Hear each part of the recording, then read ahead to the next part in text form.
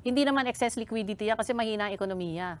At saka yung sinasabi nila, excess liquidity, nasa bulsa yun ng mga kawatan. Correct. Nasa Wala- maleta po yun. wala siya sa Wala sistema. naman po sa merkado yun eh. At saka baka nailabas na sa ibang Oo, bansa. at saka biro mo, at saka ano, binibili na nila ng gold, mga ganun. jewelry, mga Lote.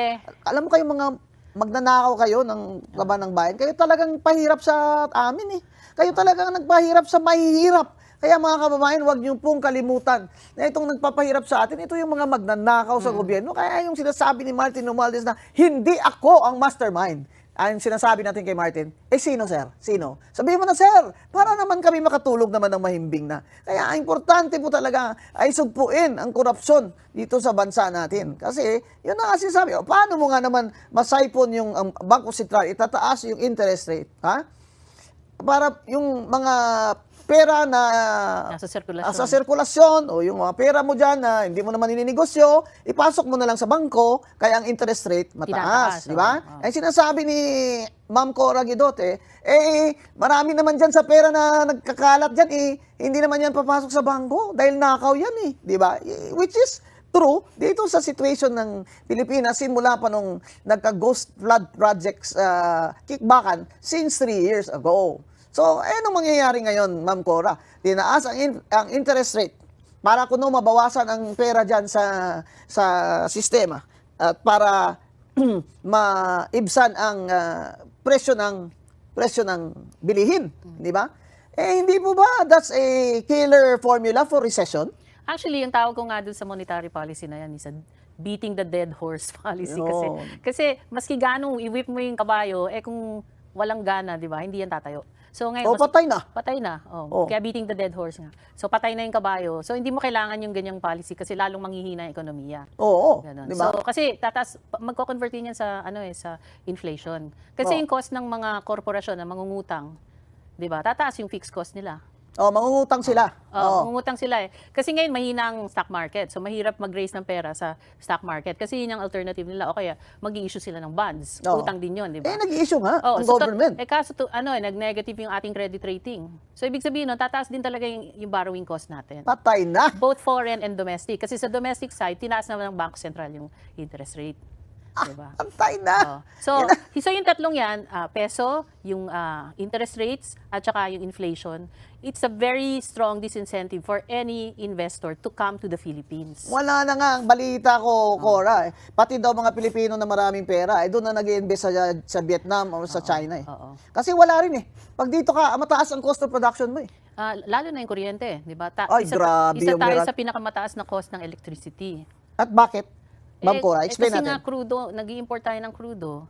So, and mostly mga oil-fired power plants ang At meron dyan tayo. sa Meralco bill natin, meron pang VAT. Biro mo yan, babayaran mo pa yung, ang tawag dun sa mga assessment na nung una pa, systems loss. Bakit mga ba tinacharge nyo sa amin yan ng systems loss? Meralco, sumagot nga kayo dyan.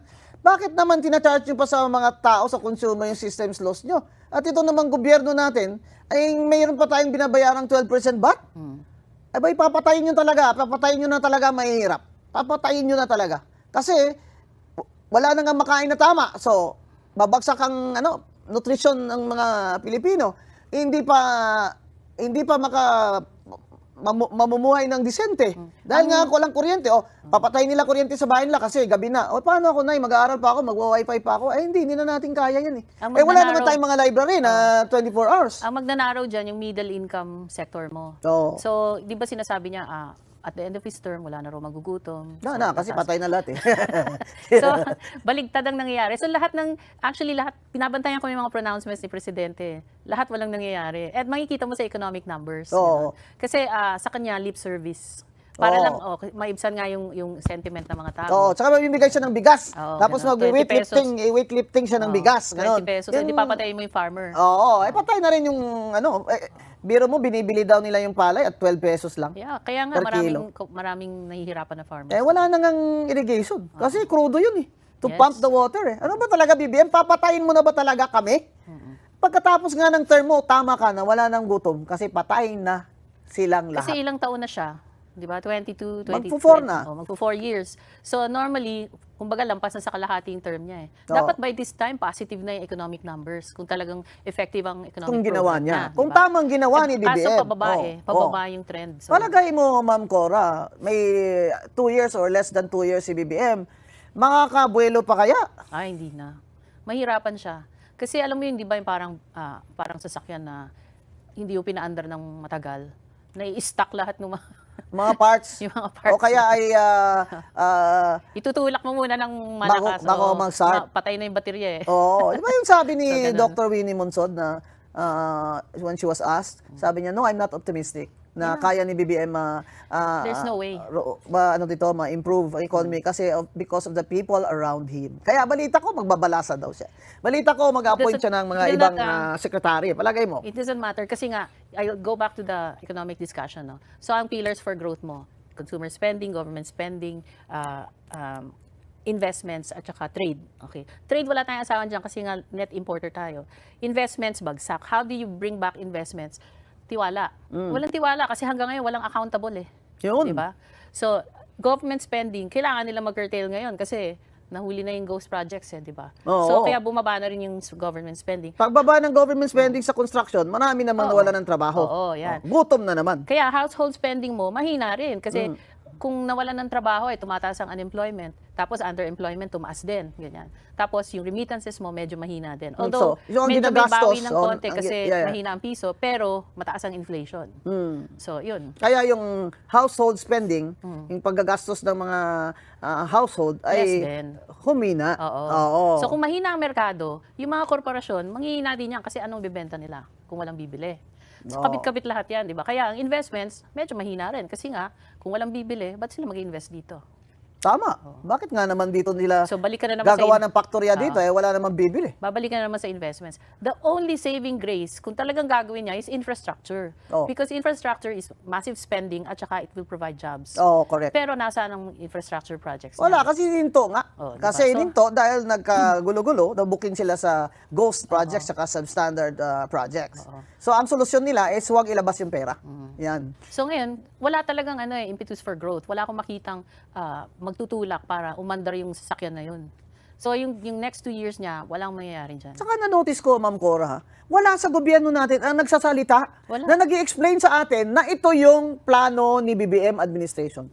Ganyan. Kahit na itong pag-increase ng interest rate, wala nga nagsabi na mag-i-increase ng interest rate para ito ay to curb inflation, ganyan. Actually, in-explain naman ng BSP, kaya lang English. Yun ang problema. Mabuti pa, imbitahin natin sila dito sa Oo. Usapang Matino. Kailangan- Hindi na po maintindihan ng tao yun. Ang maintindihan lang po ng tao ay yung gutom sa kanilang tiyan at sa kanilang mga anak. Kaya nga kailangan magbigay siya ng trabaho. Alam mo nung time ni President Clinton, nag-focus siya talaga sa economy. Oo. Kasi sa bumagsak Amerika, yung deficit spending, nagka-surplus sila, tapos he provided jobs, umagsak ang unemployment. kasi sa Amerika, ang focus talaga ng mga administration is the economy. Sila yung nagpasikat ng yung campaign manager ni Clinton, nagpasikat ng phrase na It's the economy, stupid. Maraming salamat, Ma'am Cora Guidote.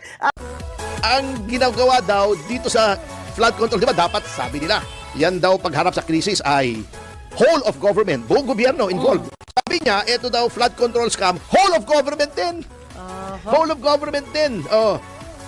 Kasi, di ba isa siya sa mga nagdemanda sa Korte Suprema tungkol dito sa mga insertions. Sabi niya, whole of government pala ito. Napag-aalaman na ngayon, lalo-lalo na pag, di ba, hiningi ni Senior Associate Justice Marvic Leonin, Saro. Yan. Mukhang kuntsabahan daw ito ng ehekutibo, ng Senado at ng House of Representatives. Hindi naman lahat doon. Oo. Yung ilang kawani lang. May natitira pa At rin lahat tama. daw ito, ultimately, ang nag-aproba ay si Pangulong Marcos. Oo. At kita na, siyempre naman ng GAA, di ba? At ilang beses na po nating diniskas yan na hindi magkakaroon ng insertion kung hindi alam ng Pangulo. Kasi siya ang nagpo-propose ng budget, hindi naman po nanggagaling sa House ang budget. Yung National Expenditure Program, NEP.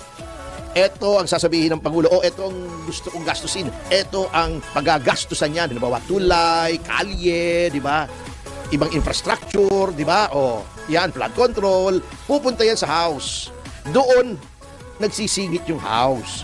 Di ba dapat ang House, traditionally, ang House ang guardian ng public purse. Siya ang tagapangalaga ng kaban ng bayan. At noon kasi ang ginagawa, gusto ng Pangulo 500 million para dito. Mr. President, baka pwedeng 400 million na lang, tinitipid. Kung baga sa budget ha? Parang anak, mama, pahingi ng allowance, 1,000, gigimi kami ng mga kasamahan ko. Nung 1,000, napakamahal na lang ito, 600 na lang, tipirin mo na yan. Dito, dumadagdag. Yung iba tinatanggalan ng pondo, katulad ng yung mga JICA Opo. na foreign Project. funded, tinatanggalan. Nilalagay sa flood control kasi doon nga madaling kupitin. Pero babalik din sa presidente yan. Kung ayaw ng presidente, pwede niyang i-line veto. Malito. Okay. O, di ba? Binida pa niya. More than 4,000 pages daw. Binasa niya. Wala naman daw insertion. O, di ba napatunayan nga doon sa hearing ng Korte Suprema na may insertion? Yun ang nangyayari dyan. Yung mga karapat-dapat na mga proyekto, yung Metro Manila Subway at saka yung Philippine National Railways. Yun ang kailangan. Yun ang Talaga. tinanggalan ng pondo nilagay sa flood control. Yun ang sayang. Oo. At inudyukan din, pero hindi pakinggan, sigurado ako, ni Erice, si Senator Panfilo Lacson, na maghukay daw, dig deeper. Mas malalim pa ang iyong gawing investigasyon. Pero hindi gagawin Hindi gagawin Oo. Dahil alam naman natin may pinagtatakpan Kaya ayaw pirmahan ng iba. Ngayon, ito nakakatawa kay Lacson, nanakot na naman. Sabi niya, paano nyo didepensahan ang sarili nyo kung ayaw nyo pirmahan yung report? Yun ang platform nyo to defend yourselves. Pananakot na naman. Di ba binanat na niya kay Marcoleta yan? Sasabihin sige, patatawag mo yung 18 Marines, pirmahan mo yung report. Ang klaseng tirado yan. Ano yun? Parang mga bata di ba? May exchange deal. Kaya sabi ni Marcoleta, are you serious? Di ba? Yun ang nangyayari dyan. Kaya ang nangyayari dito sa atin, ayan, di ba? Walang closure itong ating flood control. So, hindi na matatapos. Nag-ICI, di ba? Opo. Wala naman nangyari. Wala na. Nalimutan ng ICI. Akala ko ba independent yung ICI? Bakit isinumite sa Pangulo? Bago ang Pangulo daw ang magre-release. Ang pera naman. Akala ko independent kayo. Ganyan ba independent? Kailangang i-release pa ng presidente. Hindi na po independent yan pagka ganyan. Di ba? Kaya yung mga tao, wala nang kumpiyansa. Bago sasabihin, natatawa pa ako isang kengkoy, nagsalita si Robin Padilla na sila daw ay sa minority, tututulan nilang impeachment. Sasabihin ni De Lima, hindi yan ang trabaho ng minority. Kayo ngang majority. Trabaho nyo, sinusulong nyo yung impeachment. Wala namang naniniwala sa inyo na kayo ay impartial. Sino man naniniwala? Siguro yung Kwago naniniwala sa inyo na kayo ay impartial. Halatang halata naman Konsensya nila, naniniwala sila. Oo nga Hindi, konsensya nila? Sila? Sina De Lima? Sarili nila. Pinapaniwalaan nila. Di ko Hindi ko maintindihan yung statement mo actually. ganun mo. Sige mo, ikaw may konsensya ka. Si Trillanes, si Madriaga, paniniwalaan mo? Kaya nga po, binabaliktad ko para maintindihan nila. Alam na mga attorney, di ba? Uso ngayon ng baliktaran. Ikaw naman. Hindi daw trabaho ng minority. Natutulan yung impeachment. Kung yun ang tingin ng minority na walang basihan. Sila, majority sila. Di ba, nagpustahan na nga kami niyan. Hindi pala kami nagpustahan, nagipagpustahan ako. Walang pumusta kasi alam nila, matatalo sila sa pustahan. Anong pusta ko? 100,000 mo, manalo ng 1 milyon. Ipapasayan ng House, magpa-find ng probable cause. Sabi ko, bakit? Hindi dahil may probable cause, kundi dahil preordained na yan. May instructions na yan. Hindi pa nasisimula yan. Ang finding talaga niyan, probable cause na. Kaya ako, willing talaga makipagpustahan kahit kanino Kasi alam mo nang tama ka. Ewan ko kung bakit ayaw nilang makipagpustahan. Mali-maleta naman ang pwede nilang ibang pustahan. Ay, nako, talaga naman. Bago ngayon, kinakalimutan nila yung flood control. Katulad ng palagi nating sinasabi rito, ang issue ay flood control. Yang impeachment, politika yan. Kaya wala nang kumpiyansa sa atin ang mga investors, both local and foreign, dahil sa politika. Yung flood control, walang politika yan eh. Talagang meron eh. Bakit? Handang magbalik ng bilyon-bilyon yung mga sangkot, wag lamang idemanda, Yun. which in itself is not only legally but morally questionable. Kasi parang binibili nila yung pagkawalang sala nila na tama po kasi alam nyo talagang ako hindi ko malaman kung bakit pinasok yung restitution na yan eh. Ha?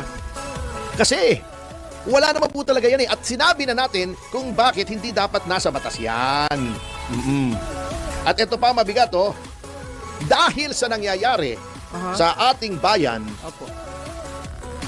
ayon sa isang survey ng Social Weather Station, reliable po ito.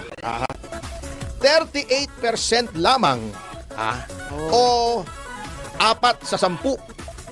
Parang 1/4. Oo, mga ganun.